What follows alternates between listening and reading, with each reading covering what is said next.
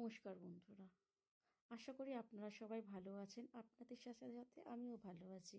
আজকে আমি শিম দিয়ে একটি রান্না দেখাবো, সেটা হলো শিম বাটা।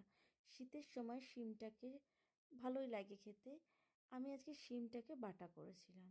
আমি ভালো করে সিদ্ধ করে কড়াই সর্ষের তেল গরম করে একে একে কালো জিরে, শুকনো লঙ্কা, কাঁচা লঙ্কা আর রসুনটাকে ভালো করে ভেজে নিয়েছি। তারপর আমি শিমটাকে দিয়েছি, সিদ্ধ শিম ভালো করে ভেজে নিয়ে বুনো গন্ধ একটু কাটানোর জন্য আমি ওর মধ্যে দিয়েছিলাম একটু ধনে পাতা। ধনে পাতা দেওয়াতে এই ধনে গন্ধটা থেকে একটু কেটে এলো। একটু নুন হলুদও দিয়েছিলাম সাথে। ভালো করে ভেজে আমি মিক্সিতে একটু পেস্ট করে নিয়েছি।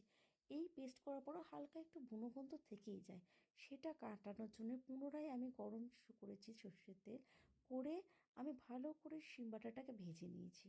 এই ভাজা শিম বাটা